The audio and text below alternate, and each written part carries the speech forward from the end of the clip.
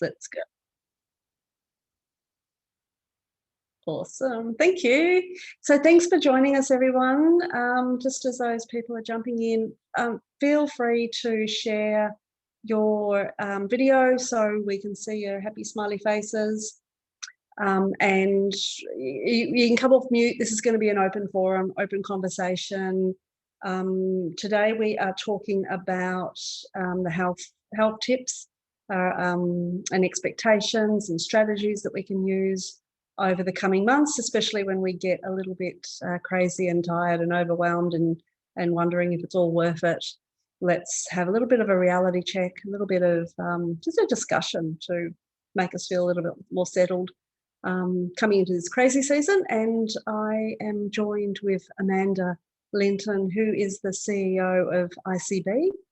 So, and very passionate around this discussion. So thanks for joining us today, Amanda. It's lovely to be here. Thank you for the invitation. Yeah, it's did you want to actually start with a bit of an introduction about yourself or why you're passionate about this, or just as an introduction? Yeah, no problem at all.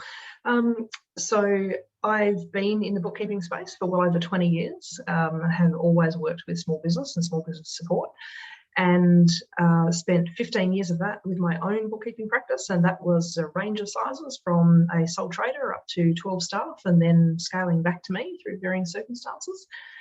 Before I took the role with ICB, which was now 3.5 years ago. I can't believe I've been here that long. It's been amazing. But you know, I got to a point where I needed a change of direction. I was very happy staying, like I love the bookkeeping space, I love small business, but I just needed to do something a bit different, which is when I took this role. But where my passion for the mental health side of things comes from, and literally just us looking after ourselves, is that I did all of the things, or rather I didn't do any of the things that we're going to talk about today. And so what that meant is, I was working 70, 80-hour weeks. I was putting humongous amounts of pressure on myself. I'm a bit of a perfectionist and maybe a not so closet control freak. So, everything had to be right. And I worked out that I'd set myself up with some pretty unrealistic goals. And then through some varying circumstances, loss of a business partner and a few other things, I ended up hitting a very, very hard brick wall. And what that meant was that I had basically I had a breakdown, and I couldn't work for about 8 months. And took me 12 months to get back to working full time, put it that way. But I had a heap of time where I just couldn't work. It just wasn't viable. I couldn't concentrate on what I was doing, was missing calls, all those kinds of things. So I have a lot of lived experience with what happens when you get this stuff wrong. And what I really sort of became passionate about is speaking with people about trying to get the mix right so that no one else has to go through, hopefully, the level and the angst of challenges that I went through. So I also speak as a professional speaker with Beyond Blue, and that's literally just telling my story. And the best thing about these conversations is I think it's just, let's just have a chat. It's everyone has a very unique experience when it comes to balancing our own, whether you want to call it a work-life balance or work-life harmony, as someone actually put it to me the other day, which I really love that. Because, let's face it, we talk about work-life balance, but does that actually really exist? Probably not for most of us. But it's coming to finding a place where we can balance it all up and, have a little bit of harmony in our lives. But as I said, Katrina, my passion is really not hoping that no one else has to go through what I went through, because it was a pretty tough journey and a pretty horrid one. And if we can help some people not do that by having sessions like this, then I think that's great. Yeah, I totally agree, and thank you for sharing your story. I know that I've heard your story at an ICB conference, and where you detailed your story in more detail, and that you're an advocate for this space. So I thought, it's really important at this time of the year, and especially after the year that we've had as well, of coming and talking about, and hopefully giving some strategies and sharing stories. Like there might be others that are using certain strategies that can also assist in what they do, as examples, and just to allow that space, and find some places where you can talk and share and know that you're not alone, because a lot of, we talk to a lot of bookkeepers all of the time, and they're overwhelmed and stressed and trying to balance it, and the guilt kicks in, and all of those things, where there are ways to help out with that. And it's really easy to feel isolated in the bookkeeping space, and that was part of my problem, was that even back when I had my breakdown, for example, I remember someone saying to me, oh, why don't you go and talk to someone? And so I did, what a lot of people do. I jumped on Google and did a Google search around, talking to someone, a counsellor who could probably help out. And what I found was that there were plenty of people who sat in the counselling space, like Beyond Blue, like Lifeline, those kinds of organisations, that helped me. Maybe it could help me, but they didn't actually understand that I had a business to run as well. So, for example, when they said things to me like, I'll just take a month off, like, it doesn't work in our world, like for most of us, we take a month off and it means we don't eat, right? So we're not working, we don't eat. So it's a very, very different type of conversation when you have a small business. And that's why, as I say, I've so passionately got involved with Beyond Blue, and now especially with the new program they've recently launched, which is New Access for Small Business. And that is talking to people who actually, they're business people. So it's not all about the mental health. It's about understanding the fact that I have clients ringing me and I have staff on my case and all those other things. Yeah, exactly. And I know that you've got a bit of building things going on in the background. I'm so sorry about that. I was saying to Katrina earlier, everyone, my office overlooks a warehouse and there is never any noise out there. It started 15 minutes ago. I couldn't believe it. Yeah. We can't hear much, but we can just hear some bipping going on. So, in case somebody says that's what's happening. So perhaps before we do get started into, all the strategies and tips, we were going to just summarise, what you're hearing inside the bookkeeping industry over the past year, of just to give people an idea of where bookkeeping businesses have travelled over the past year. And, do you want to share your experiences with your members of ICB? So can I just say, first and foremost, is I have the privilege of being an advocate for our space and for representing our space in a lot of different forums. And I have to say, I have never been more proud to do what I do as I have in the last 12 to 18 months. And that is because I have watched a community of people, some our members, some not, but I have watched a bookkeeping community rally around each other like I have never seen before. And so just a huge call out to everyone in respect of, we don't always stop and recognise the stuff we do well. And it's very easy when we have an 18 months like we have had. Like, the learning curve has been humongous. And I'm not telling you guys anything you don't know. But, we've learnt systems and processes that we would spend 3 or 4 years learning. We've just done amazing stuff. So really what we're seeing and what we're hearing around now is we have a lot of people who are still very tired. We have a lot of people who are still trying to recover off the back of what has happened over the last 12 to 18 months. And still trying to figure out exactly what that means for them and their businesses.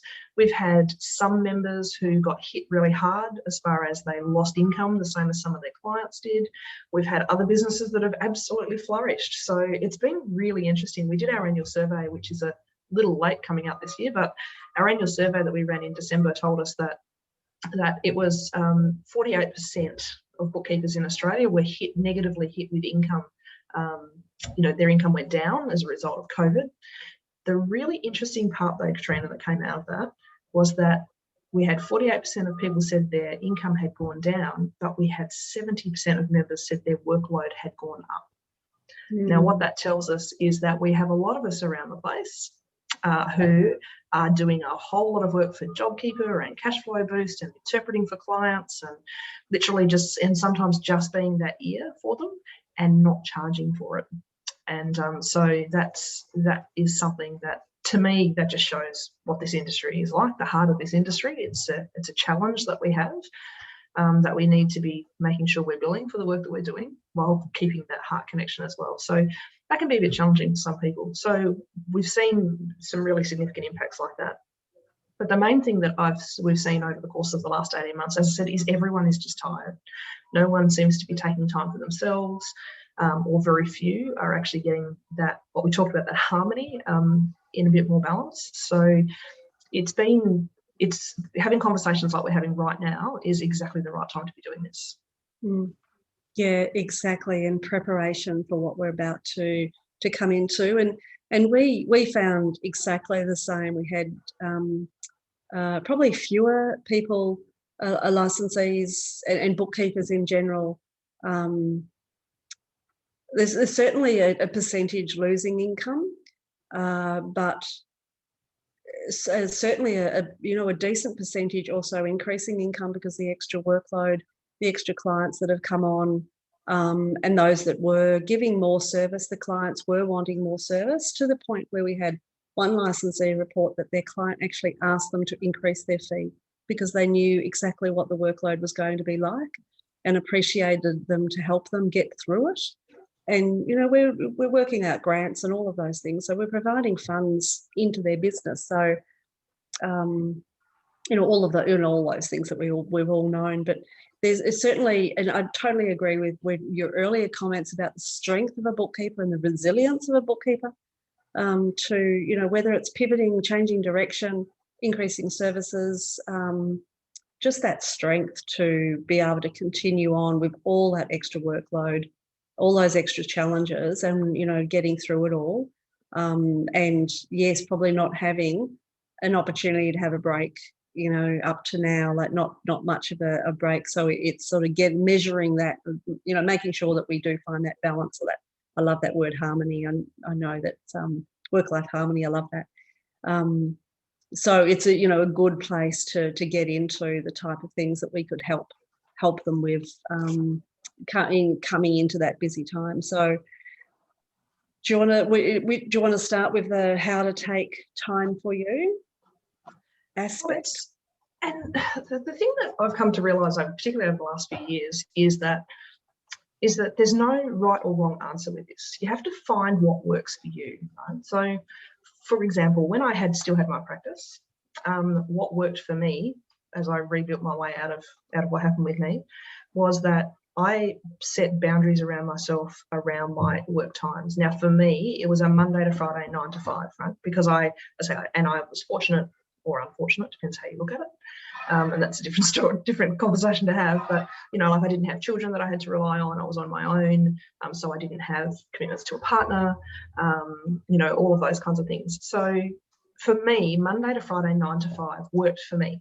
Now, for probably a heap of people who are listening, that mightn't be the case. So you might have young children, which means you can come on, do a few hours in the morning, take a few hours in the middle of the day or around school pickup time or when school finishes, and then go back and work a couple of hours of the night. It might well be that you work at the weekend because you can balance things up that way.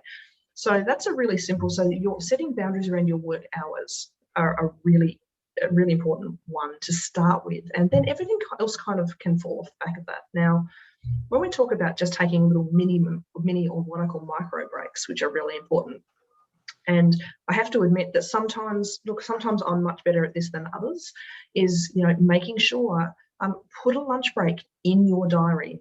Like, make sure you put a lunch break in your diary. It could only be 15 minutes, it doesn't matter, but just 15 minutes to get up, go for a walk. If you're sitting at home and you're working from home, if those of you who might have a Fitbit on your watch, set it for every hour to get up and actually, just get up and go for a 5-minute walk. It could even just be outside around the house. Go down, make a coffee, grab the cat, hug the dog, whatever it happens to be. But there are really simple ways. That the simplest way is you have to schedule it. And I know that can sometimes sound a little bit over the top, but if you look at my diary, I actually have 2 hours, or I have time in my day, which is, this is now when I'm checking my emails. This is now when I'm taking my lunch break. This is now when I'm going to be responding to staff meetings. I have a particular day that is my staff meeting. So it sounds a little bit, people say to me all the time, if only it was that easy. And trust me, it actually is. When you've been through an unfortunate situation like I have, and you realise how important it is just to schedule your day, just those little micro breaks. If you're fortunate enough to be working with someone else in a building, go and grab a coffee, and that could just be a walk to the lunchroom. But it's just 5 minutes to get up and actually just break the cycle of being right in the depth of what you're actually doing. So there are some really simple ways to take those little micro breaks, but it all comes back to setting boundaries around yourself. And it's one thing to set them, but we also have to keep them. And that's the part that people struggle with the most. So I know people who say, oh, but I put my lunch hour in my diary and then I never keep it. Well, I say no one else can control that other than you. And yep, I can see a few smirks of people who are going, clearly, yep, I've tried that and I still don't get my lunch break.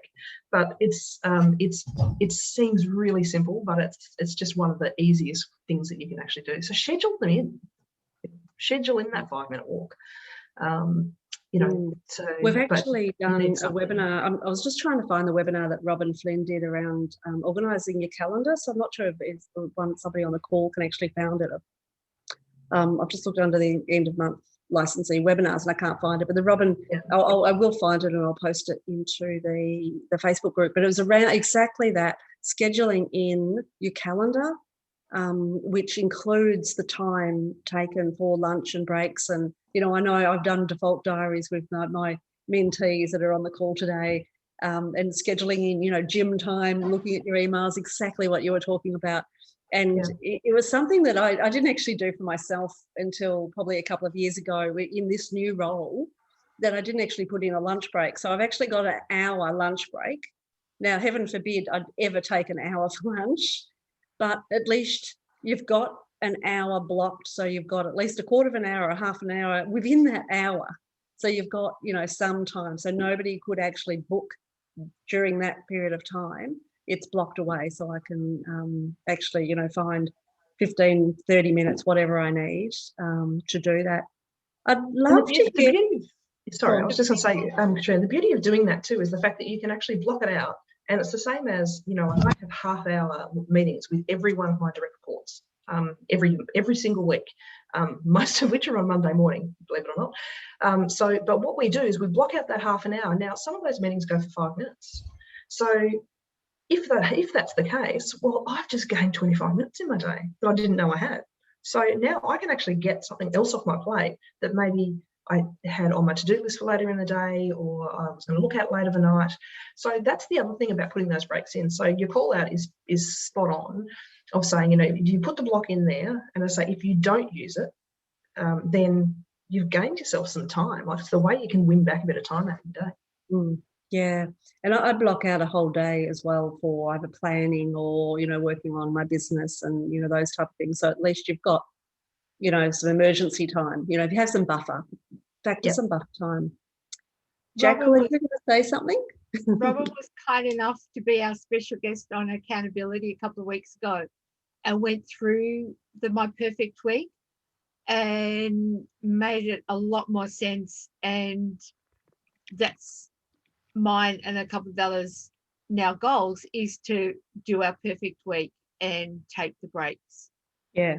And schedule in the work. But it was great having Robin on and telling us how she did it and the mechanics of it as well, because I sort of knew about it and saw how good it was, but I didn't know how to actually do it, how to add it into the calendar.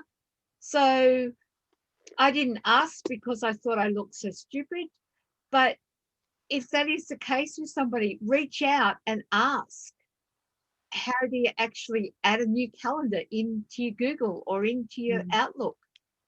And organisation is so important. And I know where. Yeah. So, and the thing is, Jacqueline, like as you just called out, the reality is you're not always going to get it right.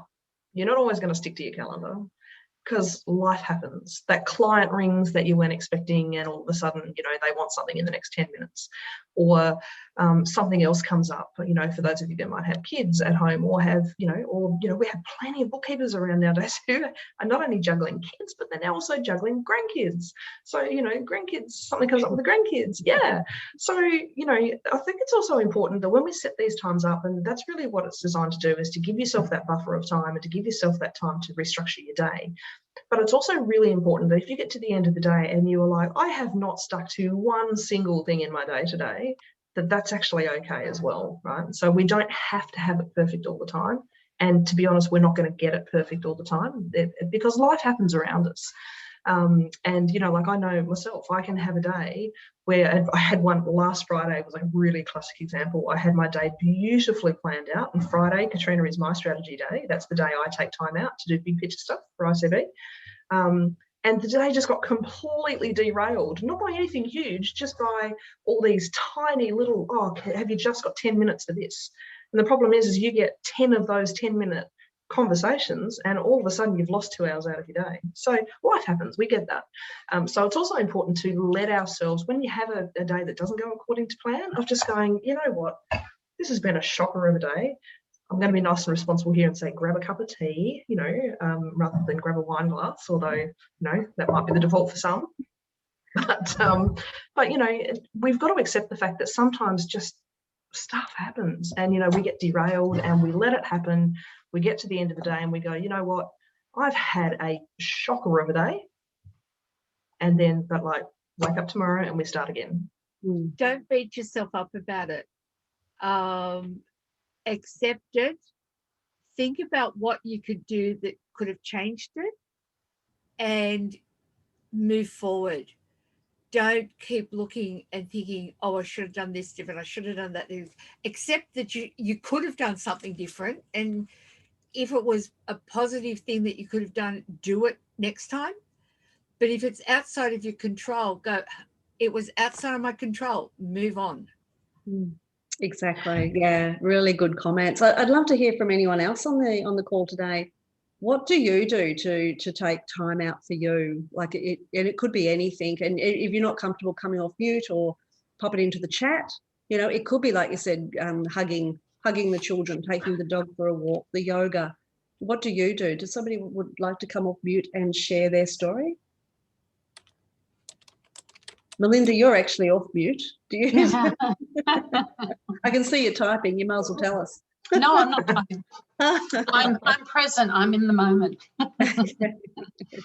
Is there something that you do to take time for you? No, we were talking about this the other day, and the only thing that really stops us thinking about any work is probably sitting down and watching a bit of telly. We've been watching The Office, so again and again, and we like it. It switches it. We switch off when we're watching it and we laugh and take a bit of time, but again, that's sitting down, so it's not really going out and doing stuff. But we all know what we should do, and in that should do, but how many of us actually do it? And it's taken me a hell of a long time to realize, okay, yeah, I should do that. Okay, why aren't I doing it? What can I change that I do it? And we all know what we should do, but what's the hurdle that we need to cross to move forward or to organize more? And I think COVID has hit everybody so hard with everything. Yeah, like I think this current outbreak is going to go a lot longer than they're saying at the moment. And all we can do is be organized and keep to our routines so that we don't get totally strangled up inside. So I think you raised a couple of really important points there, actually, Jacqueline, and that's we can only control what we can control, right? Yeah. And I have to tell you, that was the biggest breakthrough moment that I had. As I said, self-confessed control freak right here. You know, I always, particularly when I was in practice, I always had to have, you know, I was the last person to sign everything off. I was the, you know, because it went out with my name on it. I was the, you know, I had to make sure that everything was perfect as it went out the door. And really what I came to realize, particularly for those of you who might have a team working with you, is you don't, like, newsflash, you don't have control when you have other people working with you. That's just the way of the world, right? So you can do one of two things. You can either get yourself really, really caught up on having to be perfect and having full control, but it's just not sustainable. Like, you will turn yourself inside out. So it's really important to be able to say, what can I control? What can't I control? and concentrate on what you can control and then what the outcomes of what you're trying to achieve are. So, for example, like really simple example, as you've just highlighted, with a number of you are back in lockdown. I have to say I'm sitting in South Australia at the moment, so I'm feeling fairly footloose and fancy free. But a lot of you are in lockdown, and that with that comes challenges. Now, you can't control that, right? It's an external factor that's happening. So what can you do to work within that? Okay, what technology have you got in place? Who's a friend? And this is super important, guys. Who's a friend you can pick up the phone and just kind of go, either, man, this is tough, or I'm really struggling with this, or as you called out, Jacqueline, can someone else help me figure this out? Right. The one thing this community is amazing at is helping each other. As I said, I've been involved in a lot of different industries over the years, and I have to tell you that this bookkeeping community, like, this is not replicated anywhere else. Right? So I do not know one bookkeeper in our space, working in our space, who's not prepared to kind of put their pen down for 5 minutes and just help out a colleague figure something out. So that's super important, that what can you control, and then working within those boundaries. It is, once you can actually figure out how to do that, and for some that will be a bit more of a challenge than others, but once you can resign yourself to that, that is the most freeing experience or decision you will ever make. Yeah, that's awesome. I was also thinking that sometimes it's hard when we are full-time in our role and we're giving so much to our clients, we actually forget about what we actually like, what we enjoy to do. So it's even going back a step and finding out what gives us joy. Is it, whatever it is, have we actually thought about what gives us joy, so that we know that when we have got scheduled the time, that we can actually go off and do something we enjoy? Because a lot of us enjoyed our work, and we find it hard to break away from our computer or phones and clients, because that does give us a lot of joy. But we need to find that circuit breaker that allows our brain to stop thinking on, autopilot. So whatever it is, fresh air, or, a pet, or a book, the radio, whatever, just to break away from, this role that we're doing, the giving, they're constantly giving to our clients. And because we love what we do so much, it's hard to break that down. So I can tell you from my journey that I loved, and I still love, what I did for my clients, right? So in a lot of ways, it didn't actually feel like I was working. So yes, I was doing 70-hour weeks, but I loved what I was doing. And I was getting a huge amount of satisfaction out of helping a client, or helping someone overcome a problem, or true bookkeeper, shoebox, get it sorted, hand it back in a nicely controlled folder, whatever it was, right? I loved what I was doing. And that was part of the problem, was because I did love what I was doing. It was nothing for me to still be sitting at my desk overnight and, and look at my clock and it was 10:30 at night and I hadn't actually left my desk all day, right? So it's a really easy trap to fall into, because we do love what we do. And that is one of the unique things about our space, is the fact that we do care. And yes, sometimes we probably care a little bit too much. About everyone else. But finding that, and that's why it's really important. The issue that I had when I had my breakdown was the fact that because my whole world had become about work, that when things weren't going so well, and it's not a case of if, it's a case of when things weren't going so well, I actually didn't have a support network to fall back on. And that was probably the toughest thing that I found, right? I distanced myself because work was so busy. I'd stopped catching up with friends. I'd stopped catching up with family. And where it came home to roost for me one day was I was talking to a friend and it's like, we went out on Saturday night. It was such and such's birthday. And I'm like, really? How come I didn't get an invite? And they actually said, well, we thought about inviting you, but you're always working anyway, so we just didn't bother. And that was a real red flag for me to just go, whoa, hang on a minute. Like, what's happening around me? And the problem is when things started to go wrong, I didn't have that framework around me. I'd kind of sidestepped myself from family and from friends. So then I got myself into this spiral of, I'm the only one that's not coping. And, I'm running a business, like, suck it up. But doing it tough is part of being a business owner. And so all of those things that we tell ourselves, But the reality is that, you know, we've got to be able to have that harmony, and I'm going to keep coming back to that word, that harmony, to be able to say, I'm going to take time and spend time with my husband, have a date night. Like, you know, we, in the recent interview seminars that we ran, workshops that we ran, sorry, after our summit this year, we actually took some people through, took our members through talking about, you know, what was their why did they start doing what they're doing, and building on that, kind of, we unpacked that throughout the day. And we actually had one member who said, we asked everyone to write up one action point. Now, it didn't have to be work related, it could be anything. And this one member in Adelaide, I remember, she said to me, that's it. And she grabbed her phone straight away and she said, I'm texting my husband now. And we're like, what are you doing? And she said, I'm organising a date night. We haven't had one for 2 years. And so sitting in the room, she's texted her husband and he's got back, hey, that'd be fabulous, you know. So it sounds a little bit cheesy, but it's stuff, it's being able to do things like that, they're the things that actually, you know, just keeping it into perspective, I suppose, that yes, we have a business to build. Yes, we have clients to service. Yes, we love what we do, but it can't be everything that we do. Yeah. And when you think back to, as you know, when you're probably, you know, either first dating or, you know, as a teenager or as a young adult, what did you enjoy doing? So we forget about those things. I know for years, probably decades, I stopped reading, and I love reading. All through my childhood, I'd read.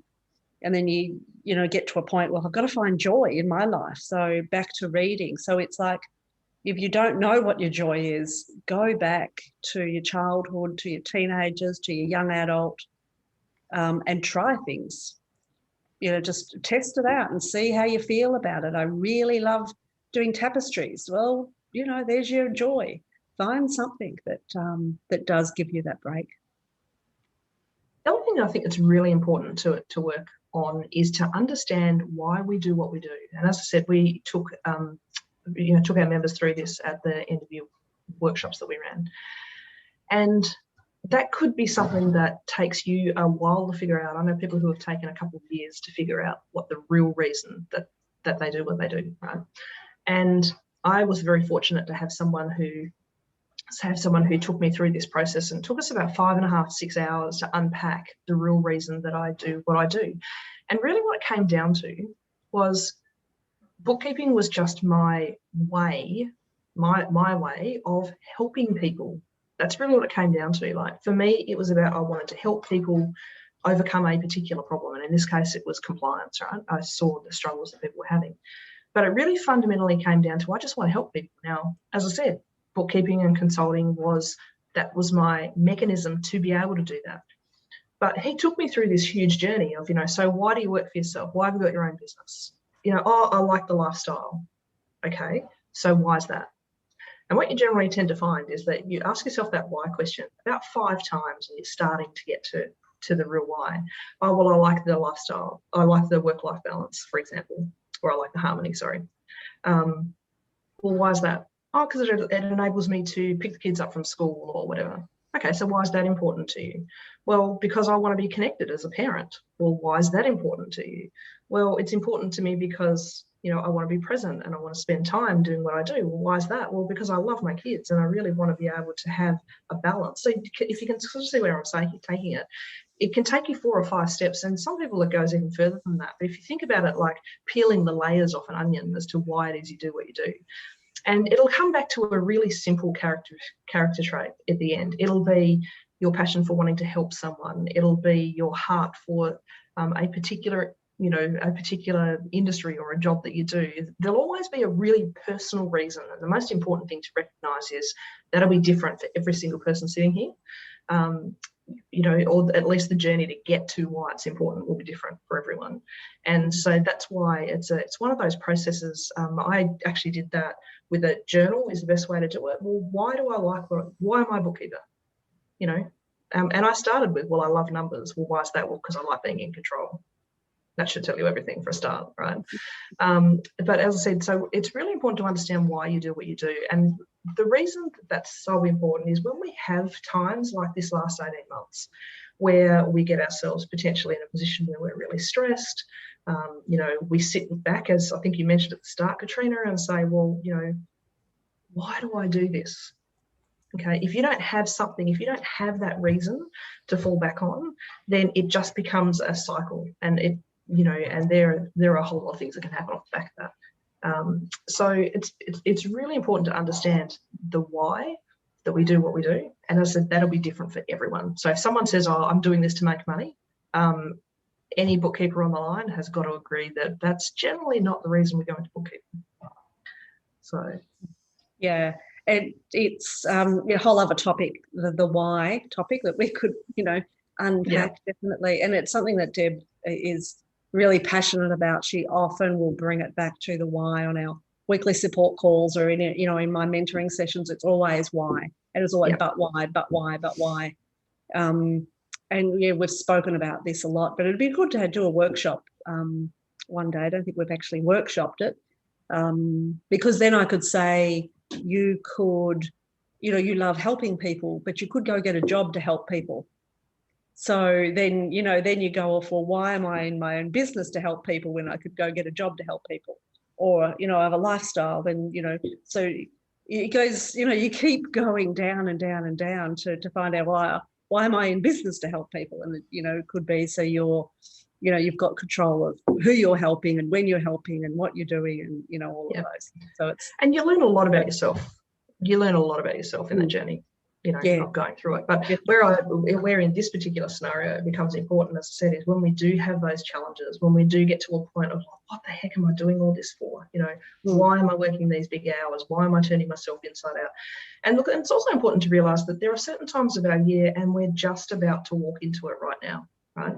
There are certain times of our year where our workload goes through the roof, and that's actually okay. It happens in a job as well. If you're, you know, if you're employed, of recognising the fact that we do actually have varying stages of our timetable where it is very, you know, we do get overly busy. We don't have the downtime that we used to have either. I think, Katrina, is everyone else feeling that as well? Like, we seem to just be more of a, we don't seem to have those really big humps and drops like we used to. We just seem to be always busy now. That's very true. Shall we better pick up the next topic, because we will be running out of time very soon. So strategies around boundaries. Have we discussed that enough, do you think? So there are a couple of things to do here. As I said, it's one thing to set our calendar up, but it's another thing to stick to it. Yeah. Okay. And that's when you start getting into your why conversations and other things like that.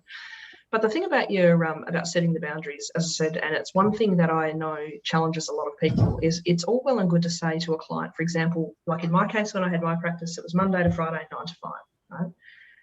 But there would always be clients who would push those boundaries, and they're going to.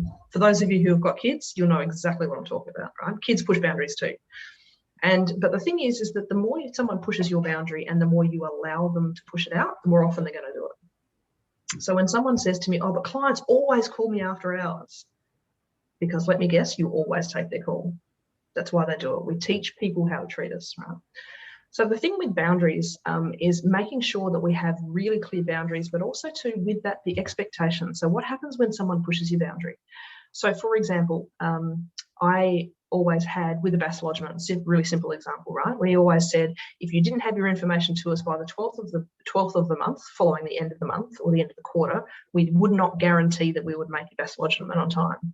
Right? Now, the reality is 98% of the time we did. We might have lodged a few late, but we always set the expectation that if the client didn't respect this boundary, then we couldn't actually respect a lodgement boundary. Now, that's just a really simple example, but there were also consequences off the back of that. Now, you have to communicate that with people. It's all well and good to say, I've got boundaries, but if you don't tell anyone what they are, then no one's going to be able to stick to them, right? So that's where things like your engagement letter comes in to be absolutely critical. And I know you guys are big on engagement letters, which I think is fantastic. So they're the kinds of things that can go into your engagement letter, right? So please define with them, these are my hours of contact for you. Now, as I said, if you've got care responsibilities and kids and things, that might actually be a bit different for each client you work with, right? So it doesn't have to be across the board, but it's really important to make sure that you set those boundaries. So set your scheduling in place. Make sure you have your start and finish time.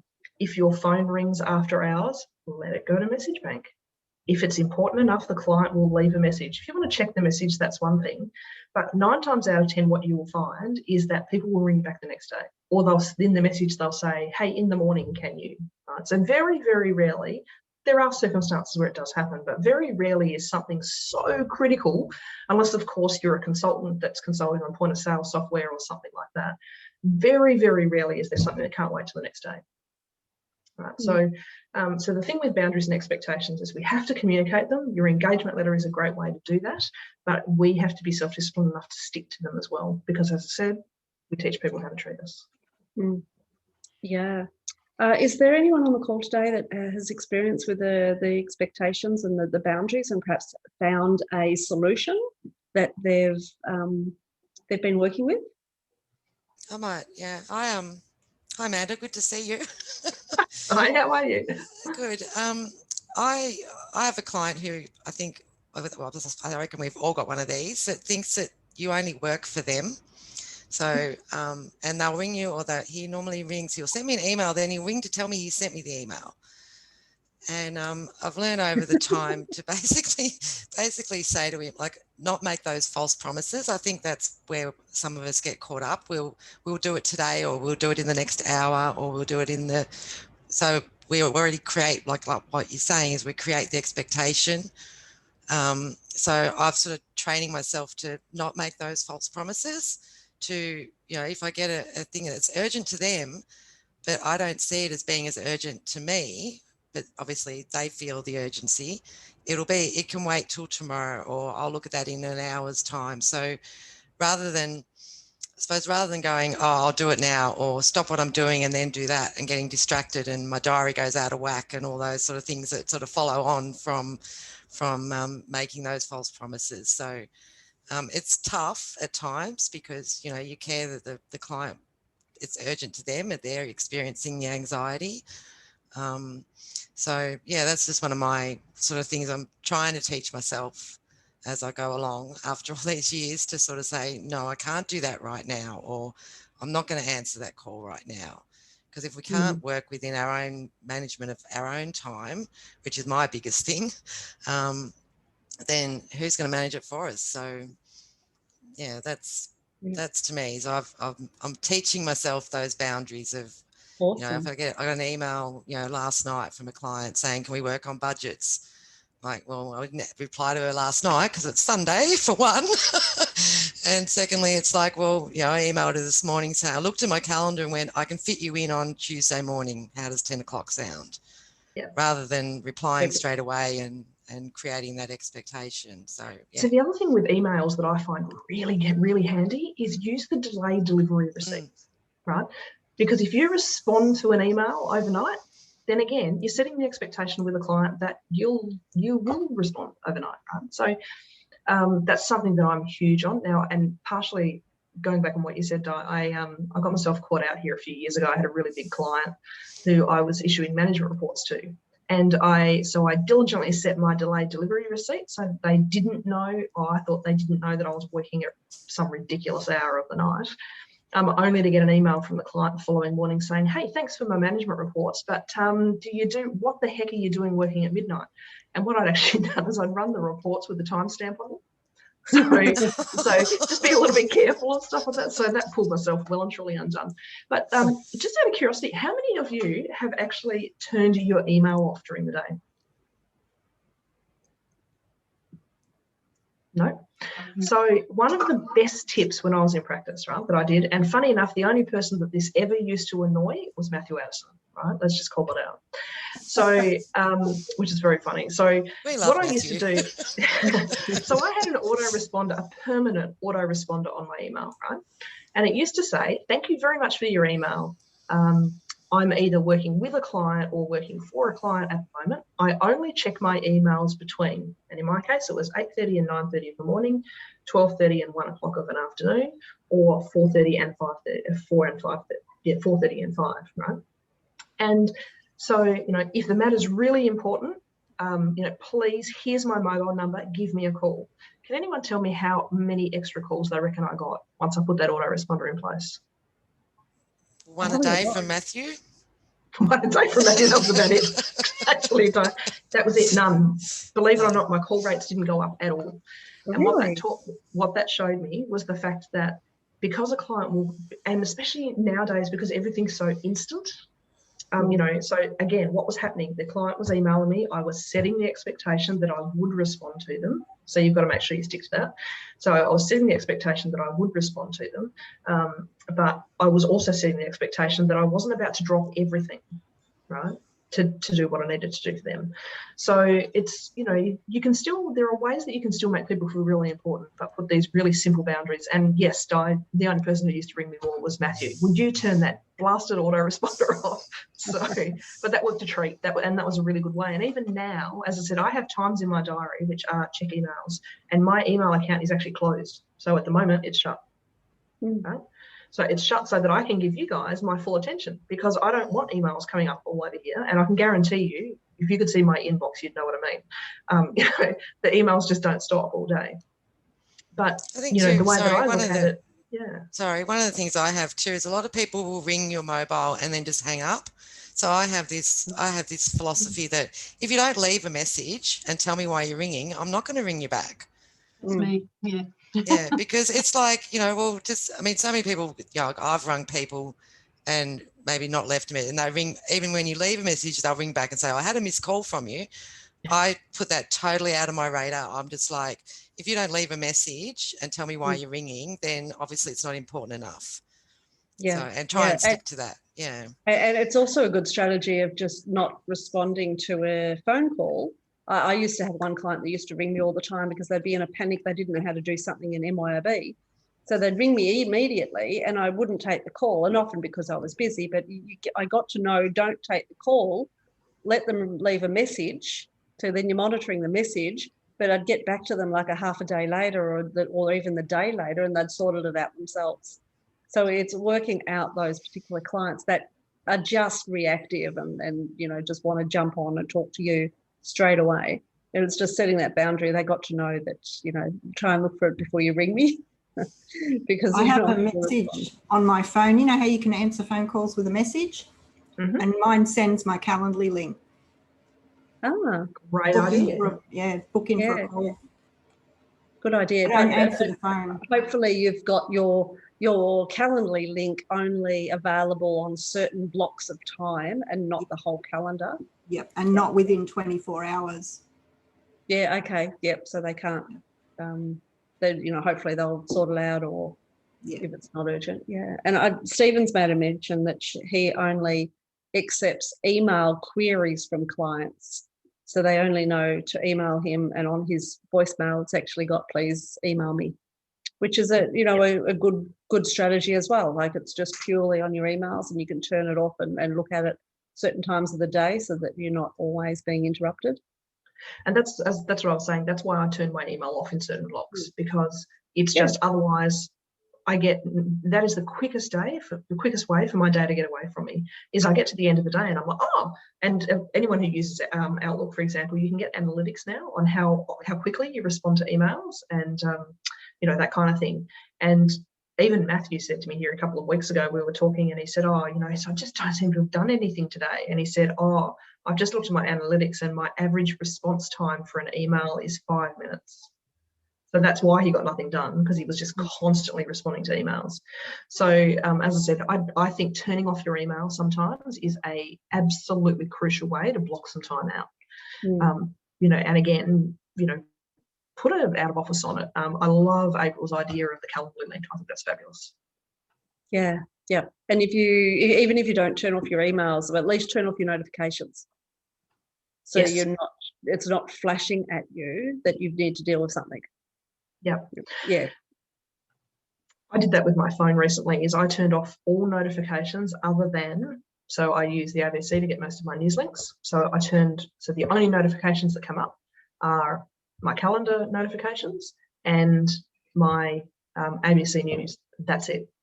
I don't get notifications for anything else.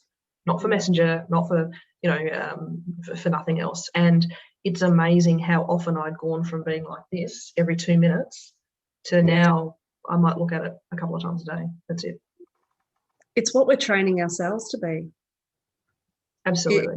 It's having that email on your phone all of the time, and training ourselves to keep looking at it. Like we're wanting the gratification of having somebody message us. So we was constantly looking at that. So it's just retraining ourselves back to imagine the day when we didn't have phones, mobile phones in our hand all the time. Imagine that day. Do we remember those days? It wasn't that far ago, to be honest. All right, so let's have a look at the signs to look for our clients, our staff, and ourselves. So what are the signs that we need to look for?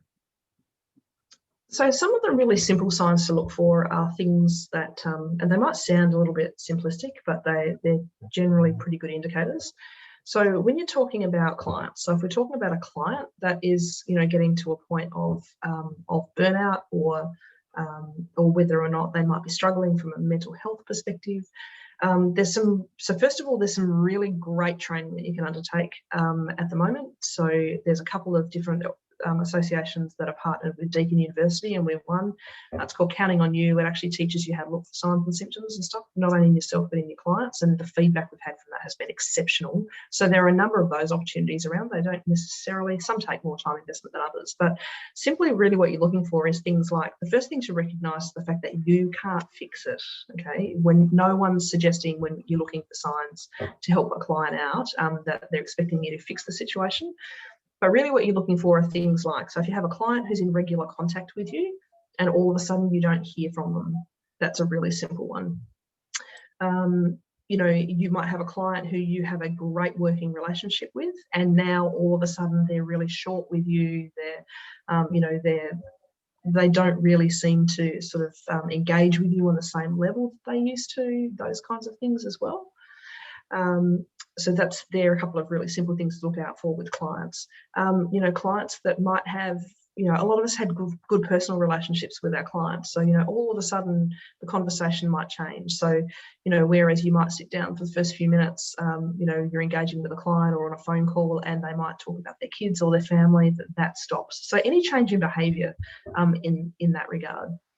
When we're talking about your team, any of you who have a team working for you, it's looking out for things like, are they starting to miss deadlines?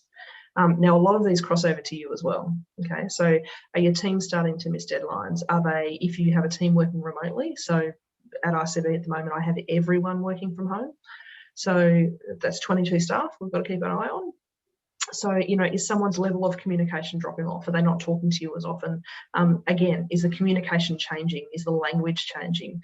Are they talking a lot about forever being tired or down, or, or they might be someone who's not usually someone who grizzles a lot, and all of a sudden they're very negative about everything that's going on around them. So it's looking out for those things. But the most important sign is looking out for ourselves, I think, because the reality is you can't look after anyone else if you're not looking after yourself. So again, it's things like recognising, are you more tired than you usually are? I know for me, one of the biggest telltale signs was I started to avoid phone calls from certain people, but also too, I started missing deadlines. I started missing meetings, or I'd come up with an excuse to not go to a meeting. But it's also too looking out for things like, are there things that you usually enjoy doing that now you're not enjoying so much? So when we're talking about that in a work perspective, it could be, like for me, I used to love payroll. Still do. Call me crazy. I know it's a minefield, but I used to love it. So if you are someone who loves doing that kind of thing, and all of a sudden you're starting to find that it's a real grind. It's like, why am I doing this? The other thing would be, and then when you look at it from a personal perspective, are there personal interests? And Katrina talked about finding the joy in something. Are there things that you would normally enjoy doing that now all of a sudden you really can't be bothered, or you're not looking for? They might be, you usually go for a walk after work, and all of a sudden it's like, nah, can't be bothered, and I'm going to go and sit on the lounge. Those kinds of things is really what we want to be looking for. So what are your energy levels like? Are they dropping down?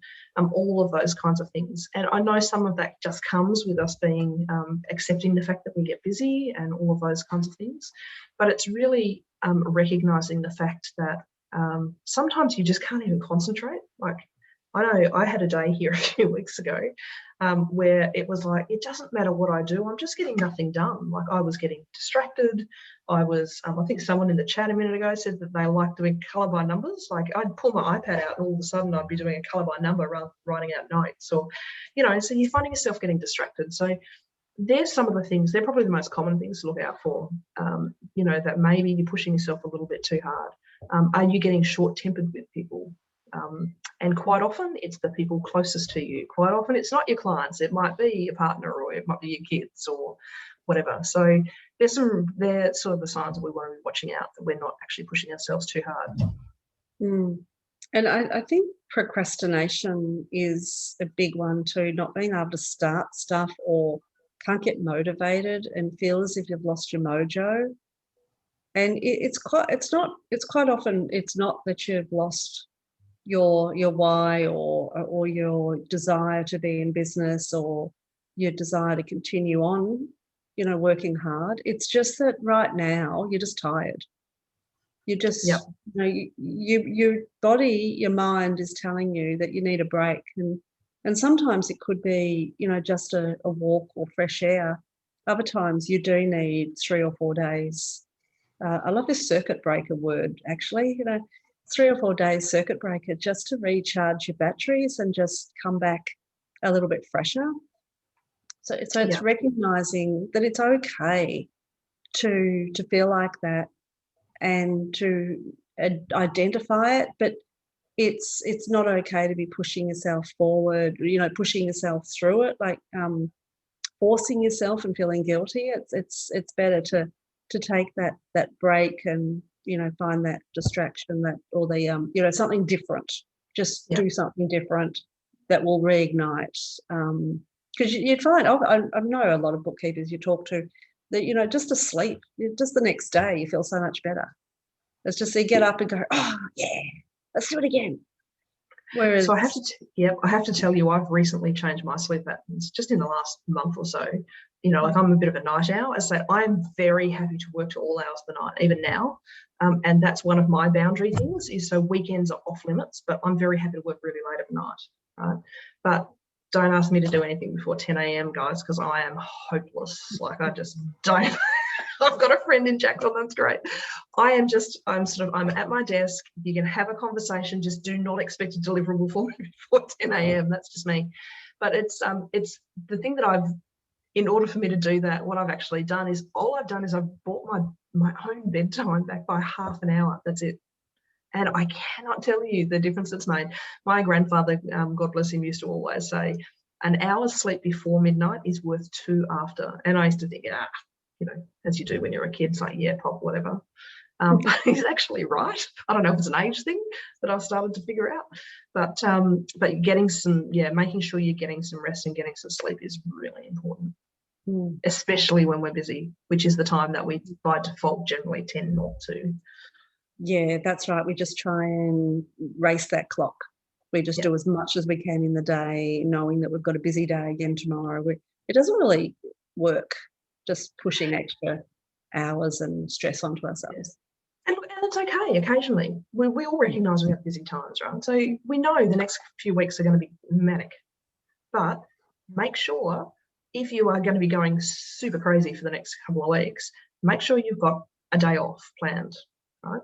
Now, I have a number of people who say to me, you know, oh, yeah, but you don't get it. Well, actually, I do. I had, 15 years in practice myself, so I do get what that's like.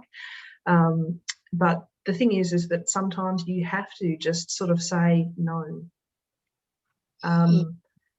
Common trait of a bookkeeper, we don't know how to say no to people.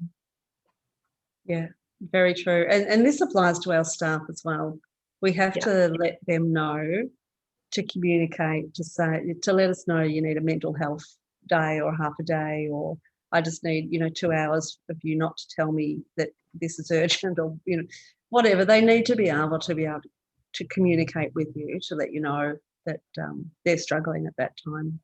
And again, the next day they could come back firing and do double the work or whatever, but just to appreciate that they do need that time as well. And look, the managing staff mental health is another whole conversation we could have, Katrina. We could spend a whole hour on that. But you know, it is recognising the fact that just like you, they need a break as well.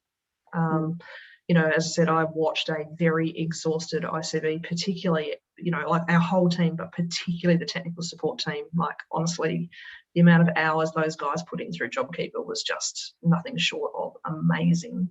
But, you know, we had to, at the end of the year, we got to a point where we actually had to schedule in what I called lockdown leave.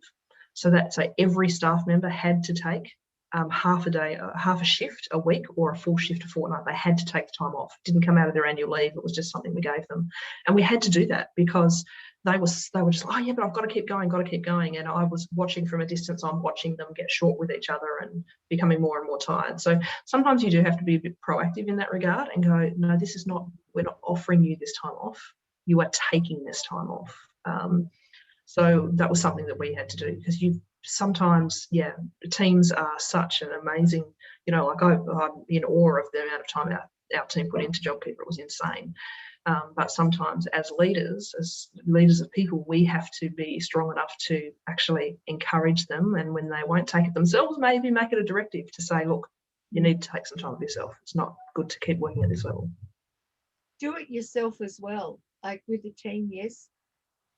Don't tell them that they've got to take time off and then not do it yourself. It's the same with with everything. Don't expect our clients to accept our boundaries that we're setting for them if we're not using the boundaries and working with them ourselves. Like if we say, I've got boundaries and you can only do this, this and this, and then you don't stick to them. Yeah, very true. Yeah. Good. Okay. Was there anything else that you wanted to bring up, Amanda? Or we're at the top of the hour, so we'll finish up. Is there a last comment that you would like to contribute? Just keep going how you're going, guys. Like, as I said, I've been in awe of this industry over the last 18 months. You're all doing an amazing job. I know you're all about to go into a crazy busy next few weeks, for those of you who haven't started that already. So please look after yourselves. Make sure you do take some time for yourself through all of this, and your families. It's important that they don't lose you either for the next few weeks. But yeah, I'd really encourage you to, you know, go and grab that coffee, go and pick up that, you know, cat or dog and give them a hug, or kid. It doesn't really matter what. But just those little 5-minute micro breaks in the middle of a crazy day can make all the difference in the world. So please look after yourselves and keep up the amazing job that you guys do. That's awesome. Thank you so much. Thanks so much, Amanda, for joining us today and all of your valuable advice.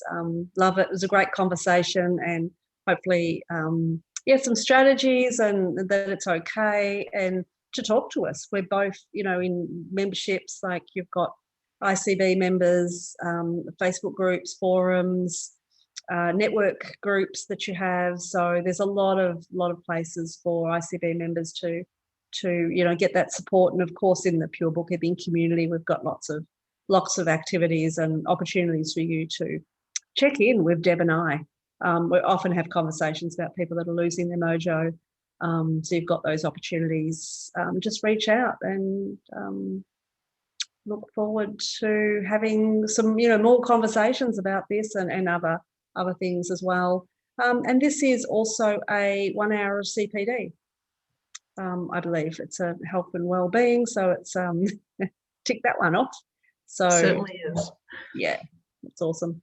Good. All right. Well, thank you so much for everybody attending. Thanks again, Amanda. I'm sure we'll love to do a few more of these with you over the time. No problem at all. Yeah. Thank you. See you all sometime around the community. Thank Bye for now. you. Thank you. See everyone. Bye.